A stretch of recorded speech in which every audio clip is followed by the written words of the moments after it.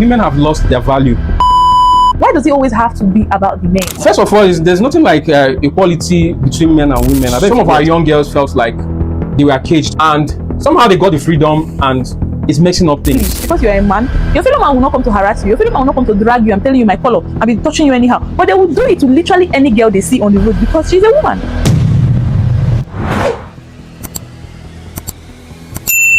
Welcome to our podcast session. My name is Uchechukwu, and I'm going to be your host for this.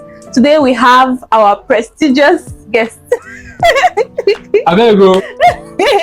Let's not on kidnapping. Which kidnap a very great tech guru in Enugu State, and he's in the person of Mr. Chris. Thank you so much. Thank you so much for having me. Okay, sir. You're welcome. You're welcome. You're welcome. So there's this trend or this back and forth that is going on the internet today, and it's regarding the past generation and this generation. So I would like to ask you, between the past generation and this current generation, the Gen Zs and the past generation, okay, who had the better life? Who is more happier? I think our ancestors are more happier than we are currently now. Why? Because there's a lot of expectation on the average individual currently now, both the young and the old. So if you look at the life of our ancestors, let me just say, before the white man came, this was a little bit much better, because if you can read through history, you find out that things were done in communal, agreement. Like if somebody wants to marry now, let's say a young man wants to marry now, they will come together and help the guy out, probably build a house or do some things. Even during cultivation, farming, things are done in community mind. Like people come together to do things and accomplish that. But these days, we are more of individualistic, because everybody is trying to be the top. Everybody is trying to be the head. Everybody is trying to wear the crown. Everyone wants to be the one everybody is looking up to. So in that light, you find out that people are struggling more. Competition is too much, and a lot of people are depressed. A lot of people are not happy, because everybody is trying to attain a particular height, which somebody have already, gotten to. But before, everybody, we didn't have such competition. People were just living within their means. Nobody is trying to oppress anybody. Nobody was trying to make anybody feel inferior or thereabout. But these days, it's a total whole thing altogether. Do you think the past marriage was the best ideal? Like when you think of marriage, do you think they did marriage better than what is going on now? Well, our statistic will tell you the truth. What statistic? How many divorces we have those days, and the rate of divorce we're having these days? You understand? I think our ancestors were very wise. You understand? Even though that women accuse them of, is it patriarchy or whatever system I don't know how you guys put it. But who is you guys? The Gen Zs. I don't know how you guys put it. But okay. I think our ancestors were wise. Mm-hmm. They understood the female gender and they understood the male gender, and they find a way to get a balance between the whole thing. You understand? Okay, this is a young man, you are old enough to get married. They find you a sister that probably is related to you or something like that. You guys come together and start building a home, and there's already a set rule. There's already a standard set. Okay, this woman, this is your role in the family. This man, this is your role in the family. And they all understood those things, and everybody were following those sequences, and it worked out very well. But recently now, some of our young girls felt like they were caged, or probably they were being told what to do or how to live their life, or how to go about marriage. So they felt like they needed more freedom, and somehow they got the freedom, and it's mixing up things. Why is it that the fact that a lady, for there to be a cause for the call for freedom, for there to be a cause, for there to be a reason why women got to a point and they were like, there has to be a change in something. I need to be free from something. Don't you think there was actually a bondage before? No. I think that's what I'm trying to tell you now. When the white man came, we started seeing their lifestyle, and we tried to copy. Because if the white man never came to the shores of Africa, we will never see a different light. We would have been with what we have been we known like over the years, like okay, this is the pattern we known all over the years. But now we came and we saw a different kind of lifestyle people are practicing. You know, girls can go naked, they can do whatever they want to do. They are as free as the birds of the sky. So our women started feeling like it's like there's something missing here. Why can't we be like as free as these other tribes or other generation or other people? So I think that's where the whole thing started encroaching. We started learning that kind of thing they are doing and started saying, okay, let's try it and see whether it's going to work for us. But not understanding that these people are different kind of people. They have different kind of mindsets. They have different culture. They have different ideology. They see the world differently. And that's why it's not working for us. You understand? Because we are total different people from them. You understand? Our men think differently, our women think differently. And now trying to merge a white man culture with that of a black man culture, you find that there will be a crash somewhere. So that's why you find out that yes, women get the freedom they desire, but are they happy in the marriages of these days now? Unlike our women of the past, even though we accuse them that they were keeping quiet, they weren't speaking up about what were happening to them. But I don't think any of our women have written any book or talked about that our forefathers did them bad or something like that. I don't know if there's any history on that. I don't really know. I saw this post of this guy literally crying on his status, talking about how he posted a traditional video of I think a Yoruba tribe, how they get married to a traditional marriage where they get to prostrate, they have to beg for the woman, you know, they'll be singing along and they, you know, give us, I don't know, let's say the girl's name is Kemi, you'll be hearing give us Kemi, you know, they'll have to is it prostrate or be portrait or whatever you get, and then they are asking give us, you know. I think that's a traditional something that has been going on in the Yoruba tribe, right? And now this guy posted it and he was crying, lamenting that why would this be a thing when he is the one as a man who takes his money, his sweat and everything, goes to pay for the lady's bride price, and then they get to humiliate him, you know, and put him through all the stress to get married to a woman who would not end up kneeling down to give him food, kneeling down to serve him and all of that. And then I'm like, does it always have to be about the man, about the men in quotes? I mean, this is someone who goes to the extent of changing her life. If she's in a different location, she stops literally almost everything she has going on for herself. She changes her name, the name she has bore, like she has had all through her life. If she has lived up to 30 years, that was the name she was bearing for the past 30 years of her life. She has to change it to be with you as a husband. And then this little thing of just, which is tradition in quotes, the same way changing the name is a tradition, then he's not having a problem with the fact that okay, they have to let him bow down, you know, like that. So I was like, is this really the thought process of why does it always have to be about the men?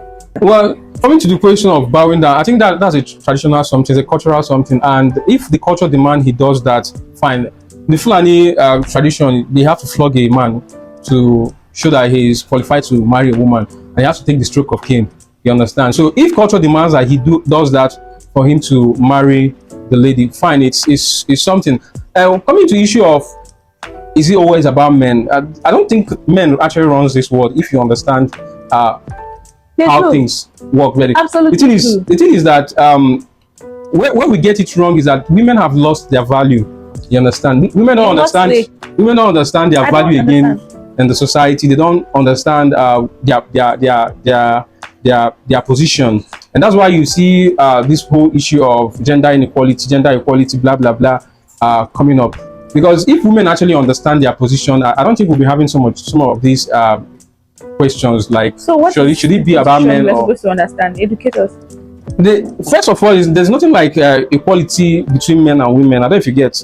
There's a man, there's a woman. You understand? In life, if you understand about life, you understand that life is also about duality. And just like there's darkness, there's light. There's heaven, there's earth. There's evil spirit, there's a good spirit. You understand? There's God, there's Satan. You understand? The same way we have men and female. Now, light cannot say I'm equating myself to darkness. You understand? It's just like when you come to electricity now, you have the live wire and you have the negative and the positive wire. You understand? They cannot be telling that they are doing the same thing. They are two total different things altogether. The same way is for the ladies, is for the men. So I think this world is not about always all about men. Just that most of the time, the roles that men play in the entire society is more visible than that of the women. But that doesn't make a man more better off or than the woman. If a woman understands their role, you understand. Because even if you read in the Bible, if you go through the Bible, go back to history, you know that when there's a tough situation, maybe there's a things to deal, they always introduce the women. They will come in with their own side of their own power to fix it. Let me give you an instance. Even though that the people that wrote the Bible wrote it in favor of Samson, you know, and demonized Delilah. Like now, okay, Delilah was the villain in the story of Samson and Delilah. You understand? Then Samson was the other guy, because Samson was in the part of the Israelites. Then Delilah was in the side of the Philistine, because if the people that wrote the Bible was on the side of the Philistine, then Delilah would have been a hero, just like Esther was a hero. You understand? Because she was in the side of the people who wrote the Bible. So if you look at those two scenarios, now when things get tough in society, what they do, they introduce the women. That's where their own power comes. They have their own power. They have their own, probably, okay, they have tried to fight this guy. They have tried using their muscular energy to fight this guy, and it wasn't working. And this time, sometimes he killed like 10,000 of their men in a battle, in a day. Now they now say, what else can we do? Let's call the woman to use her own power. Then they introduced the woman, which is Delilah, and he went after Samson. And within a short while, he got Samson down. I don't forget, the same thing happened with Esther. When the situation gets tough, what happened? They introduced Esther, and she penetrated the system and went and used her feminine energy, her power, and did things, and it went perfectly. So that is why we need to understand that women role and men role are quite different. It's just that people don't really get to understand it. Women want to be seen. They want to be seen in the position of men. They want to be like the men. They want to do what the men are doing, just because it feels like the men are always seen. The men are always on the picture. But women have where they function better. Okay, now if you read the Bible perfectly, you find out that most of the kings in the Bible, they were not actually the one making the most of the decision. Even when John the Baptist was killed, it was a wife that initiated for his head to be given to her. You understand? She was one that initiated that the man kills Samson. So women have already played a lot of roles. It's just that this generation, they don't understand that there's a place for a woman, there's a place for a man. So if you can't be coming out to play a man's role, and you feel like there's a competition, there will definitely be a competition, because you are not in your position, you are in somebody's position. That's why you are feeling like there's a struggle.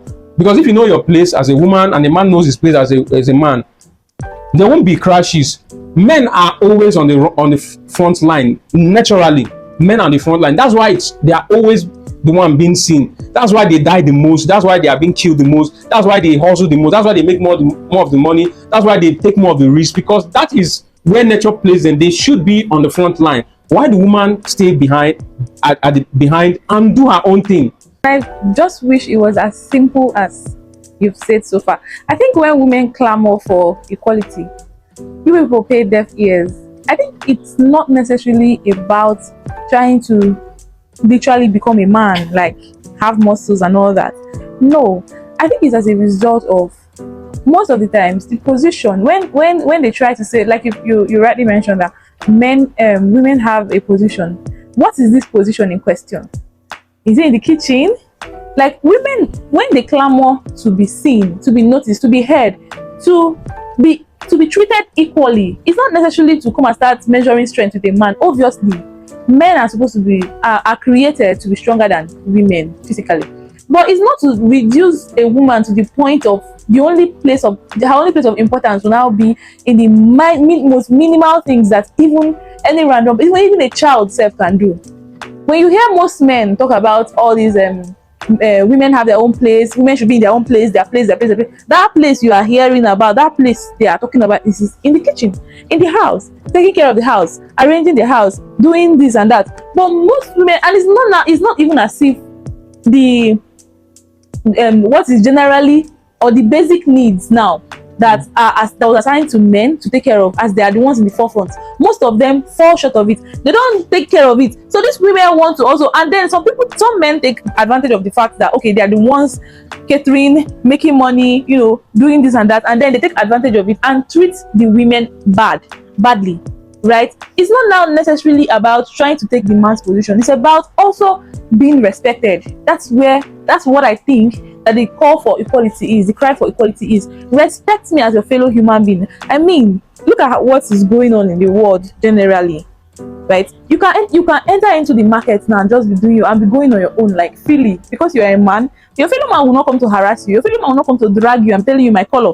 and be touching you anyhow. But they will do it to literally any girl they see on the road, because she's a woman. She's of the weaker vessel, in quotes. She's a woman, basically, right? So when women are calling for equality, it's not that I'm trying to take your position. What a man can do, please do it to the end. Finish it, do it. Enjoy yourself. I don't want to share it with you, but the same respect you get to give to a human, like, just be generally human, right? The same respect you get to give to a man, give it to a woman too. It is very, very simple. Don't just reduce me to a cleaner, a house, like, I don't know how to express it. Well, I understand where you're coming from. I think it's an individual something. You understand? It's everywhere. It's an individual something. There are men that it depends on the training a man gets on how to treat a woman. Exactly. I think there's this NGO that I actually associated with some time ago. They were about, you know, training men on better way to handle women. You understand? So I think more of the trainings goes to the women and not going to the men. You understand? So I think women, that's why I keep saying that there's an article I put up recently on Substack. You know, I was talking about the roles of women in the society. Now, women of this age, in quotes, have not come to the realization, just like what you were saying earlier, that is a man's world. But women have not come to this realization that they are the ones who actually runs this world.